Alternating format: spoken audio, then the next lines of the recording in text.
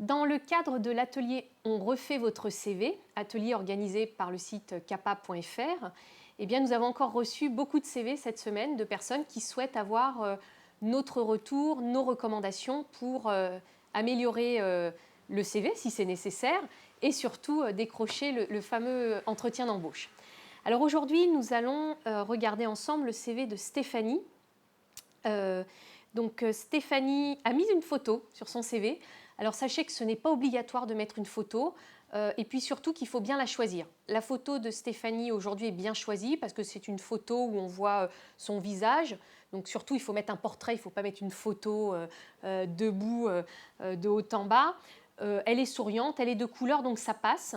Mais encore une fois, la photo n'est vraiment pas obligatoire. Deuxième point, Stéphanie a mis son adresse postale. Alors aujourd'hui, on trouve de moins en moins de CV avec des adresses postales parce que les recruteurs dans les entreprises utilisent uniquement l'adresse mail, mais c'est une indication pour son lieu d'habitation. Alors à garder en tête, quelques recruteurs discriminent des CV par rapport au lieu d'habitation. Donc là encore, ni la photo ni l'adresse postales ne sont obligatoires sur un CV. En revanche, ce qui est très bien, c'est que l'adresse mail est mise en avant. Donc, si je souhaite contacter Stéphanie, c'est très facile.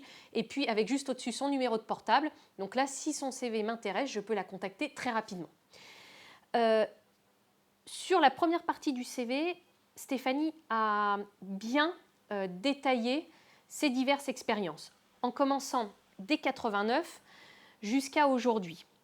Alors, c'est intéressant parce que ça montre la variété de tous les postes occupés par Stéphanie et donc aussi sa capacité à s'adapter.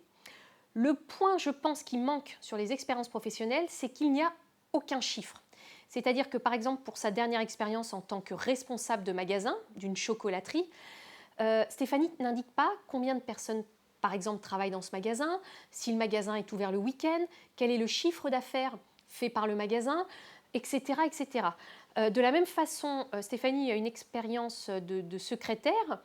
C'est une expérience intéressante, enrichissante, mais là aussi, ce que j'ai besoin de savoir en tant que recruteur, c'est si ce poste de secrétariat était complet, sur quel type de logiciel elle travaillait.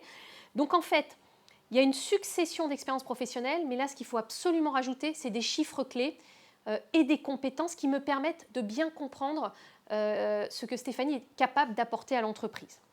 Ensuite, j'ai un détail sur la formation et sur les centres d'intérêt. En conclusion, c'est un CV qui est clair, agréable à lire, mais manque 2 points essentiels. Le premier point, c'est en haut du CV, bien indiquer le poste pour lequel vous postulez. Autrement, le recruteur est perdu et ne sait pas dans quelle case vous mettre. Et donc, il n'a pas de temps à perdre et il risque de zapper votre CV plus vite que prévu.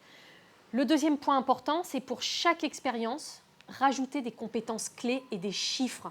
Là encore, pour que je puisse bien identifier votre niveau d'expérience et que je puisse immédiatement savoir pour quel type de poste vous êtes le profil idéal. Gardez bien ces points-là en tête pour avoir le CV qui va vous accompagner directement à l'entretien d'embauche.